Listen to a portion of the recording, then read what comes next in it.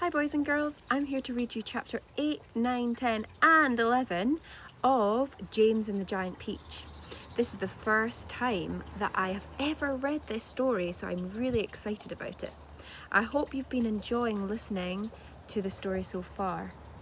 I also hope you've got lovely sunny weather like I do today. Okay, let's get started. Chapter 8. The news that a peach almost as big as a house had suddenly appeared in someone's garden spread like wildfire across the countryside. And the next day, a stream of people came scrambling up the steep hill to gaze upon this marvel. Quickly, Aunt Sponge and Aunt Spiker called in carpenters and had them build a strong fence around the peach to save it from the crowd.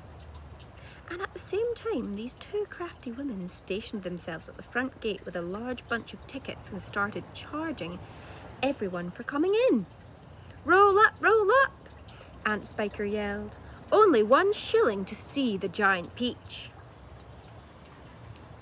"Half price for children under 6 weeks old," Aunt Sponge shouted. "1 at a time, please. Don't push, don't push. You're all going to get in. Hey you, come back here. You haven't paid." By lunchtime, the whole place was a seething mass of men, women and children, all pushing and shoving to get a glimpse of this miraculous fruit. Helicopters were landing like wasps all over the hill, and out of them poured swarms of newspaper reporters, cameramen and men from the television companies. "It'll cost you double to bring in a camera," Aunt Spiker shouted. All right, they answered. "We don't care." And all the money came rolling into the pockets of the 2 greedy ants. But while this excitement was going on outside, poor James was forced to stay locked in his bedroom, peeping through the bars of his window at the crowds below. "The disgusting little brute will only get in everyone's way if we let him wander about," Aunt Spiker had said earlier that morning. "Oh please," he had begged, "I haven't met any other children for years and years, and there are going to be lots of them down there for me to play with. And perhaps I could help you sell the tickets." "Shut up," Aunt Sponge had snapped. "Your Aunt Spiker and I are about to become millionaires, and the last thing we want is the likes of you messing things up and getting in the way." Later, when the evening of the first day came and the people had gone home, the aunt unlocked James's door and ordered him to go outside and pick up all the banana skins and orange peels and bits of paper that the crowd had left behind. "Could I please have something to eat first?" he asked. "I haven't had a thing all day." "No," they shouted, kicking him out of the door. "We are too busy to make food. We are counting our money." "But it's dark," cried James. "Get out," they yelled, "and stay out until you've cleaned up all that mess." The door slammed. The key turned in the door. Chapter 9. Hungry and trembling, James stood alone out in the open, wondering what to do. The night was all around him, and the sky and high overhead a wild white moon was riding in the sky. There was not a sound, not a movement anywhere. Most people, and especially small children, are often quite scared of being outside alone in the moonlight. Everything is so deadly quiet, and the shadows are long and black. They keep turning into strange shapes that seem to move as you look at them. And the slightest snap of a twig makes you jump.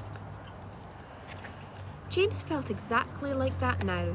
He stared straight ahead and with large frightened eyes, hardly daring to breathe. Not far away in the middle of the garden, he could see the giant peach towering over everything else. Surely it was even bigger tonight than ever before. And what a dazzling sight it was. The moonlight was shining and glinting on its ever-curving sides, turning them into crystal and silver. It looked like a tremendous silver ball lying there in the grass, silent, mysterious, and wonderful. And then, all at once, little shivers of excitement started running all over the skin of James's back.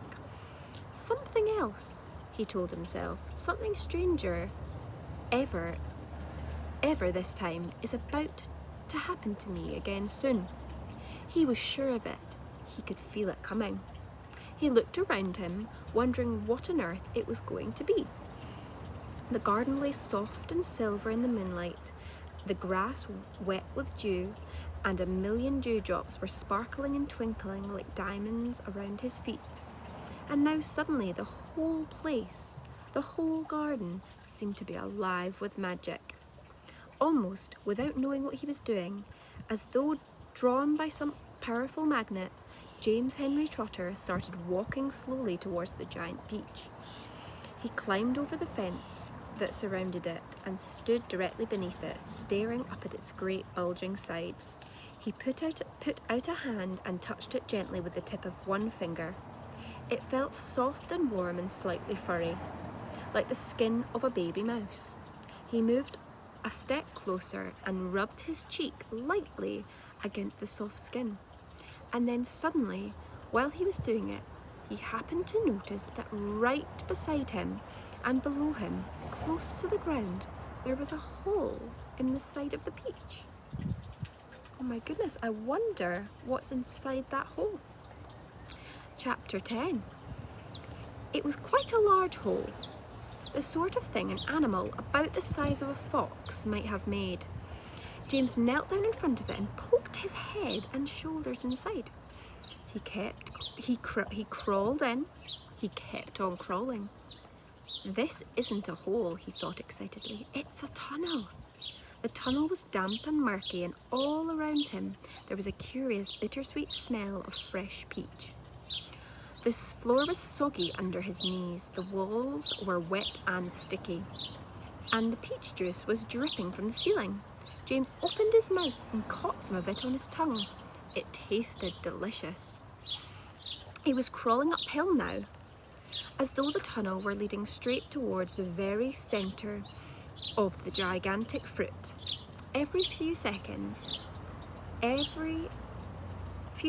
he paused and took a bite out of the wall. The peach flesh was sweet and juicy and marvellously refreshing. He crawled on for several more yards and then suddenly, bang! The top of his head bumped into something extremely hard, blocking his way. He glanced up. In front of him there was a solid wall that seemed at first as though it was made of wood. He touched it with his finger. It certainly felt like wood, except it was very jaggy and full of deep grooves. "Good heavens," he said. "I know what this is. I've come to the stone in the middle of the peach." Then he noticed that there was a small door cut into the face of the peach stone. He gave it a push. It swung open. He crawled through it, and before he had time to glance up and see where he was, he heard a voice saying, "Look who's here!" And another one said, "We've been waiting for you." James stopped and stared at the speakers, his face white with horror. He started to stand up, but his knees were shaking so much he had to sit down on the floor. He glanced behind him, thinking he could vault back into the tunnel the way he'd come, but the door had disappeared. There was now only a solid brown wall behind him. Chapter 11. James's large, frightened eyes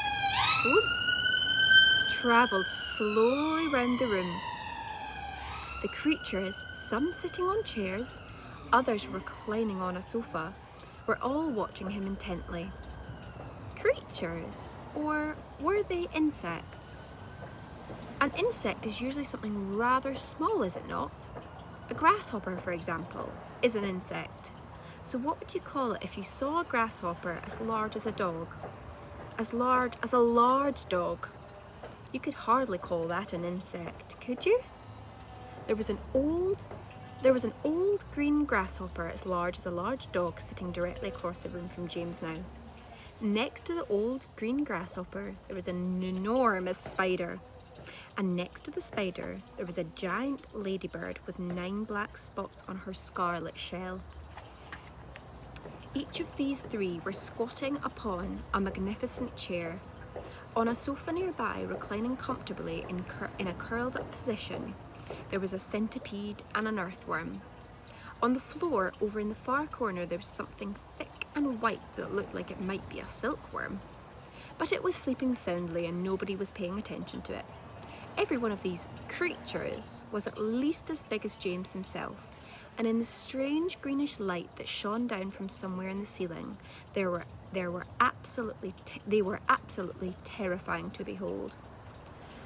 "I'm hungry," said the spider announced suddenly, staring hard at James. "I'm famished," the old green grasshopper said. "So am I," the ladybird cried, and the centipede sat up a little straighter on the sofa. "Everyone's famished," he said. "We need food." 4 pairs of round, black, glassy eyes were all fixed upon James. The centipede made a wriggling movement with his body as though he were about to glide off the sofa, but he didn't. There was a long pause and a long silence. The spider, who happened to be a female spider, opened her mouth and ran a long black tongue delicately over her lips. "Aren't you hungry?" she asked suddenly, leaning forward and addressing herself to James. Poor James was backed up against the far wall, shivering with fright and much too terrified to answer. "What's the matter with you?" the old green grasshopper asked. "You look positively ill." "He looks as though he's going to faint any second," the centipede said. Oh my goodness, the poor thing," the ladybird cried. "I do believe he thinks it's him we want to eat." There was a roar of laughter from all sides. Oh dear, they said. "What an awful thought." "You mustn't be frightened," the ladybird said kindly. "We wouldn't dream of hurting you. You're one of us. Now, didn't you know that? You're one of the crew. We're all in the same boat." "We've been waiting for you all day long," the green grasshopper said. "We thought you were never going to turn up. I'm glad you made it. So cheer up, my boy. Cheer up," the centipede said. "And meanwhile, I wish you could come over here and give me a hand with these books. It takes me hours to get them all off by myself." Wow, that's the end of the chapter. I hope you're enjoying the story so far. I thought in those chapters there were some amazing adjectives. A little activity that you could do, if you like, is write down some of the adjectives that you like the best in those 4 chapters. See you next time.